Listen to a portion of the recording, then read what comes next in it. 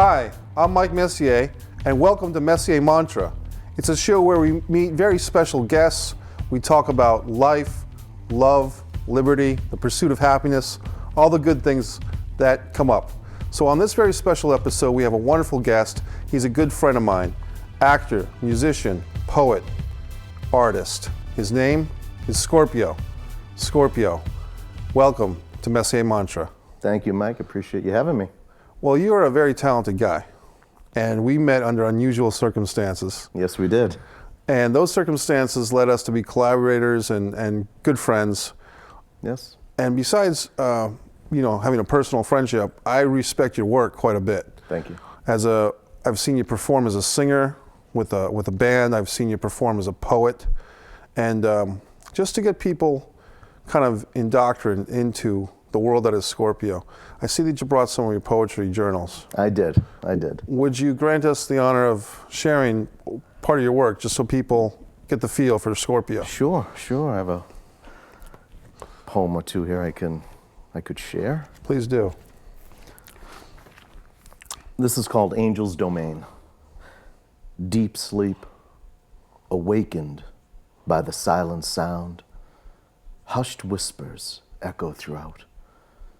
For the eyes deceive what the soul receives. The crimson sky gives way, falling into the depths of the angel's domain, submerged in the intensity of lurid passion, beneath and above, awashed, within tormented obsession, to quench the thirst, to satisfy the rigid beast. The crimson sky gives way, falling into the angel's domain. That's great. We'll do another one in a few moments. Sure.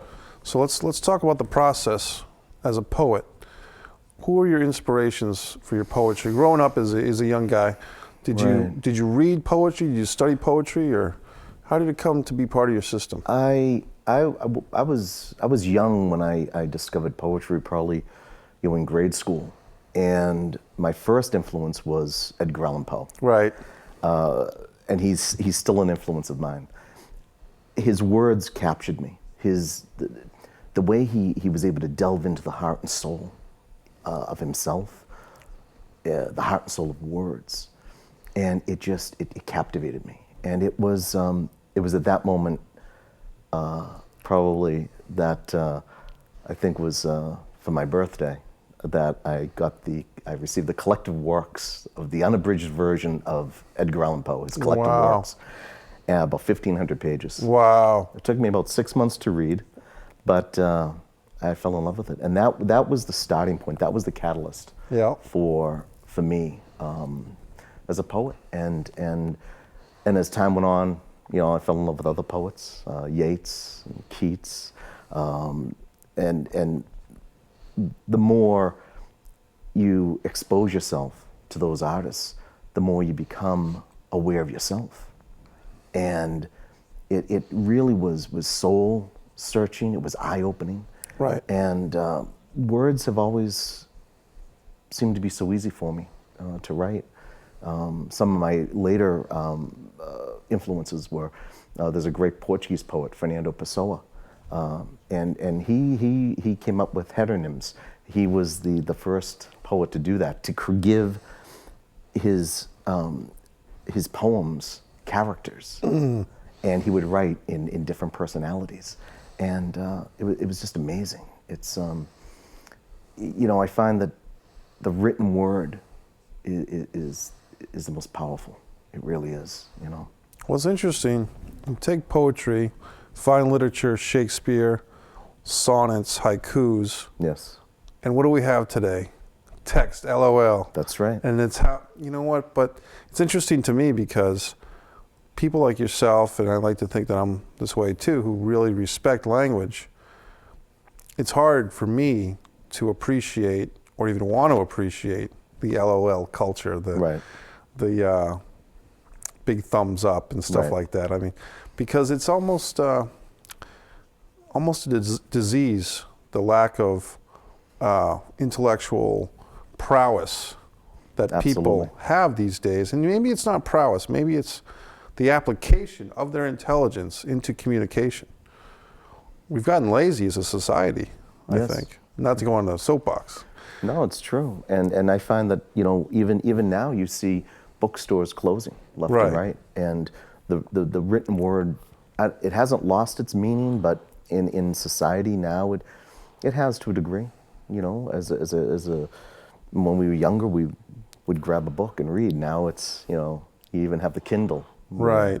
So, you know, in some ways, you know, it has been lost, but hopefully we'll never lose it totally. Well, the storyteller in society is always going to be needed. Yes. Whether it's here in public access TV, communication, and this kind of is the fireside chat.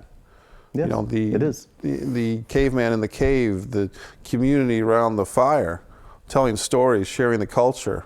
That's right. Public access is like that, and also PBS, things like this. As a poet, as a man of the word, where do you fit in society, you think? I joke sometimes and say I was born in the wrong century. Right.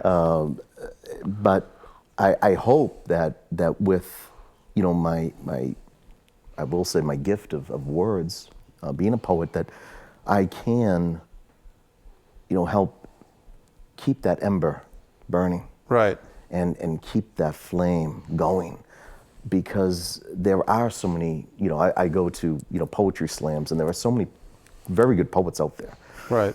And all we can do is keep following our heart and soul as an artist. Right. And grow with that.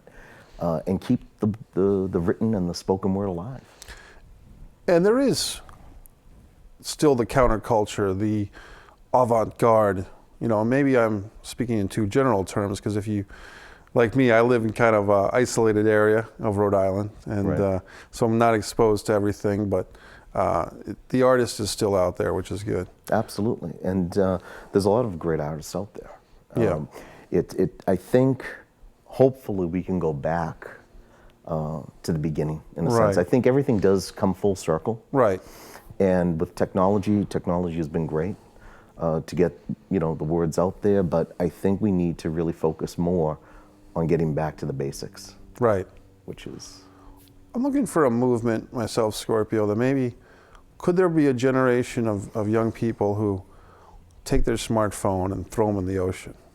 Could there be a generation of young people that take their internet 24-hour access and pass on it? Could there be a movement of people that say, you know what, we've had enough? I would hope so. Write me a letter. You know? That's right. That's right. I would hope so. I think maybe with technology we become so overwhelmed. Right. That we're not able to go anywhere without our mobile devices. Yes. And, you know, as for me, I still write in a journal. Right. I still pen to paper. Yeah. That's the way I am, and I just feel it's much more personal than typing on a laptop. Now, do you bring the journal with you everywhere you go? And I'm just speaking from my guess here, but would you find yourself, you're in the middle of something in the bank, the supermarket, and you're like, oh, I got an idea. And then you start writing it down. Absolutely. Yeah. Absolutely. I always carry my journals with me. Right. They're always around me, because you never know when the moment's going to come. Right. You know, when the muse speaks to you. And it could just be a line. It could be a whole poem. It could be a whole song. But you don't want to lose that. Right. So you have to write it down at that moment. It could come at the most inopportune times. Right. But you have to surrender to it for a moment, so you don't lose it. Bob Dylan was once quoted as saying that some of his best lyrics have been lost because he didn't have the pen handy to write them down. And Very he had true. these amazing ideas, and this is Dylan, so he know that it's legit, and he kind of just lost them. That's very true. Now, as you got older, I'm sure you got into, we both know that you got into rock and roll music. Yes. And your key influences were?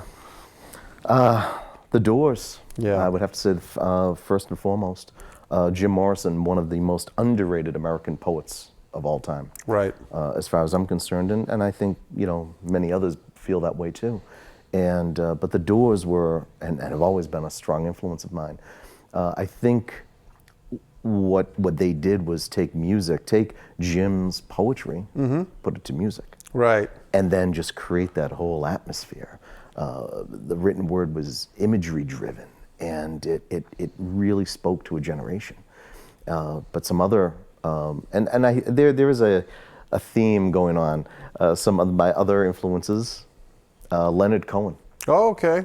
He was a rebel, wasn't he? Yes. He was not, the rebel doesn't do him justice. He was a revolutionary. Yes.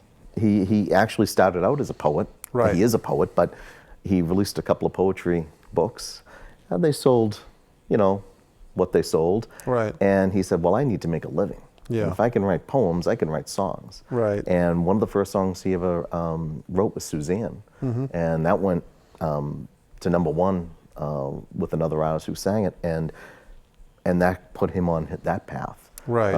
So Leonard Cohen, a very deep spiritual person, and he writes some incredible poems and songs. Others, Peter Murphy. Yeah. He's the I guess you would call the godfather of goth. Right. Very moody and dark, and I think you're also getting, Mike, the sense that my stuff is deep, Right. dark. It can be thought-provoking. It's not Katrina and the Waves. No, no. We're not walking on sunshine. Yeah, right. We might be walking in the dark with the moonlight, but Walking on the dark side. that's right. That's right. Pink Floyd is speaking. That's another great Right. influence of mine. So, Oh, yeah. it's a vast, influence from bands and also from poets and writers. But if you get the theme of it's the lyrics, it's the words, and that to me comes first. And we won't go too much into your vision, but let's just say that the Pink Floyd, the Wall experience, Tommy, these are things that you may be bringing into the realm of Scorpio yourself, the type of, Yes. the stage that's been set. You might be doing that yourself in the future. Yeah. Yes. During a Scorpio concert, it really is about a communal event. Right. It's the words, the music come together. And I have performed with imagery behind me. Yes. Just to to capture the audience. So it's not just the audio, it's the visual, it's the stage presence. It's creating, as I said, a communal event where people come, they listen to the words, the music. And I guess the bottom line for me, I want them to leave after a couple of hours a little different. Right. I want them to walk out pondering a few things. Right. And questioning, that's for an artist, that's, I think, the ultimate. Yes. To have that audience, to affect the audience in somehow, some way, that they're a little bit different after they leave. They've been tweaked. Yes. They've been refined. Yes. Adjusted, changed. Absolutely. Speaking of that, the core of this show, Messier Mantra, it's not about my mantra. It's about your mantra, the guest mantra. First of all, do you have one? And if you did, what is it? Or maybe it just comes to your mind right now, like a mantra for your life. I think the best one I could say, if I had to sum it up, release your fears. Okay. Because it can be debilitating. Right. It can restrict you. It can handcuff you. And it's one quote from if I could say, from Jim Morrison, is to expose yourself to your deepest, darkest fear. And then it has no power over you. And that's what I really go by. Right. What do you fear the most? And then expose yourself to it. In his case, I mean, not to speak on Jim Morrison too much, but death, Yes. maybe he wasn't even afraid of death because he seemed to embrace it or seemed to even True. look forward to it. Tortured soul. Tortured soul. We can both relate to that, I think. Absolutely. Yeah. Perhaps the most artists are. Where do you see yourself? Now, let's talk about our project together. Sure. Which we'll keep the name under wraps. But the interesting way we met was through a mutual friend. Yes. We can give his name out. He doesn't mind. Sure. Our buddy JoJo Gator. Yep, that's right. We met through interesting circumstances, and we're kind of put into the fire of creativity, so to speak. Yes. Without giving away too many details, but what's interesting to me about you was given an opportunity. When I first met you, I think I said the opportunity is another word for crisis, or crisis is another word for opportunity. That's right. So when someone has the opportunity and they see it as a crisis, they're doomed to failure. When someone has a crisis and they see it as an opportunity, they are destined for success. Absolutely. And you saw a crisis that I was having, my crisis. Sure. It was your opportunity. That's right. And Mike, I have to say, the opportunity that came my way, I too was also questioning. I was Right. in a bit of a crisis myself. Right. Where do I go? What do I do? You know, and this was an opportunity that you gave me, and I thank you very much. Right. And I jumped at it. I leaped at it. So No fear. Release your fears. that's right. You can't. You know, I think when you offered it to me, it was not even a second. I said yes. That's great. You know, you have to. You have to jump on the mountain Yes. because you don't know what's down, but you don't know what's up. That's right. Might be the whole skies, the heavens, the paradigm that we're looking for. That's right. Where does Scorpio go from here? What's... I really follow my own path, Right. and whatever, as you had mentioned earlier, whatever opportunity comes, to not restrict oneself, to not give in to any doubt, fear, Right. which is natural. It's human. Absolutely, especially in the artistic world. It's, you know, as you know, Mike, we're not exactly, the general public doesn't really view artists as, you know, how can I say that, as, The common denominator, we are not. yes, that's right, that's right. And so, you know, you know, when times are tough, you know, people say, oh, you know, maybe you should give up, get a real job. Oh, God, yeah. But being an artist is being true to yourself. Right. True to your heart and soul, which is, you know, not that long ago. When I say not that long ago, but, you know, years and years ago, artists were respected. Right. You know, poets and filmmakers and actors, and there was a whole nother culture. Right. But for me, I feel that I'm not going to limit myself. Right. Poetry, music. Never thought, to be honest, Mike, I never thought music would be in the cards Right. when I was writing poetry. And then it just became a natural progression. Then other opportunities came. So that's why I like to say I'm a performance artist, in a sense, that I don't really fit a jello mold, so Right. to speak. And interestingly enough, some artists, maybe myself, maybe yourself, are even kind of out there for other artists. That's right. You know, like sometimes, and there's probably a dimension beyond us that we would look at and say, well, that painter is so bizarre. Right. But maybe to them, they're the norm, you know? That's right. That's right. And what is the norm? Right. Nobody really knows. Right. Do you conform to society? Is that the norm? Do you branch out and to have, you know, to have your own beliefs and your own art? Because if you don't, then you're doomed for failure. Right. And that's something that I truly have surrendered myself to the muse, knowing that the muse knows better than I do. Right. And what is the muse? It's the unconscious inspiration. And, you know, in Greek mythology, they believed in that. Apollo and Dionysus and the muse and the poets and the written word.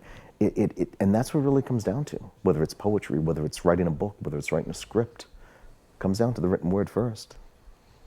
An outsider is someone who has not learned to bend reality to their will, but has not yet accepted or given into the reality of others. True. That is true. So I can feel like an outsider, not just at times, but most of the time. Sure. You know, because kind of living on that fringe and being myself lends itself to feelings of alienation from others. Do you know what I'm talking about? Absolutely, I Yeah. do. It's, you always feel that, does anybody get me? Does anybody understand me? Right. And there are people that do, but there are times when you have your moments. Oh, You've yeah. had them that, what am I doing? Right. Is what I'm doing worth anything to anyone? And yes, it is about releasing and about following your dream, following your destiny. But at the same time, you do want to have that, you do want people to believe in you. Right. You do want people to get you and where you're going. And sometimes that is difficult for you as an artist, or for me as an artist to express that. Because when you start to talk about what it is you do and who you are, sometimes people are afraid. They're the deer in the headlights. That's right. What's the guy talking? What did I just say? Right. Release your fears. Right. Why be afraid of it? Yeah. You have to be open to everything. Right. And I think as artists, we do get that. Yeah. Whereas other people may not, because they haven't surrendered yet. And I have times myself, Sunday afternoon comes and, gee, would I rather read, Shakespeare, would rather watch The Patriots, and Of course. 9 times out of 10 I'm going, And that's so okay. I have That's my okay. moments of just Sure. give me that couch and give me that remote and I will be a happy man. And there's nothing wrong with that. There's nothing wrong with that. It's, Right. Again, it's the moments Right. that we have. But as ultimately you are an artist, Right. as I am an artist, and everyone else out there who are artists understand that. Do you find, do you have moments like this where you have that greatness tapped into, the higher power, or whatever you want to God, the higher power, the gods of writing, tapping right into your hand with your writing instrument, your pen, your pencil, even a keypad. Mm-hmm. And sometimes we resist that momentum. Or maybe you don't, but sometimes I find myself challenging too much as an artist. A great painter may have his brush just going crazy, and then he might have that moment of doubt. What am I doing? Sure. Do you ever have that, or do you just go with it all the time? I used to. Yeah. I used to have that doubt, not knowing, because there are moments when I'm writing, I have no idea Right. where it's coming from. Right. Sometimes I don't even know what I'm writing until after I'm done. Right. Some people call it automatic writing, inspired writing, whatever it may be. But I've become so accustomed to it that I just let it flow. Right. Once in a great while now, I do have that moment where I pause and I really, but then I just let it go. Right. Because you have to. Right. And it's almost as if you have to condition yourself to do that. You have to remind yourself that you are an artist and that our inspiration really cannot be described. And sometimes to share one's work before it's ready to be shared is a dangerous thing. That's right. Because you can, for instance, a painter might have a painting half done, and then he shows his spouse or her spouse, and they look at it, and say, oh, why'd you use blue there? You should have used purple. And then the next thing you know, the whole thing is purple.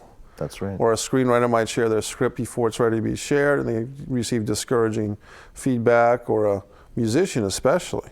Yes. You're in the studio, and you're trying to do something interesting, and then the producers are, well, we need a little more bass or a little more guitar. So, That's very true, especially for me in the studio. right. And usually in the studio, when I do lay down my vocal track, I don't mean to say it this way, but usually it's the first take, or maybe by the third take. Mm-hmm. After that, the inspiration's gone. Right. Because if you sing it over and over, if you do 30 takes, at some point you're going to lose the heart and soul. Yeah. And that's why I usually say, if I lay down a scratch track, which is, for those that don't know, you're just laying down your vocal track just to get the music right. Usually, or sometimes, that is the best take. Well, Scorpio, this conversation has been the best take, because we just laid it down. Excellent. We just have a few seconds left. Anything you want to say to the Messier Mantra? Just that follow your dreams, follow your inspiration, and release your fears. Well, Scorpio, I want to thank you, my friend, for being on the Messier Mantra. Very special episode. Thank you, Mike. I appreciate it. I want to thank the audience for joining me on this voyage into the world of Scorpio. It's very honorable to be your voyager, so to speak, your travel companion as we met Scorpio. And I want to thank you all for watching this very special episode of Messier Mantra. I'm Mike Messier.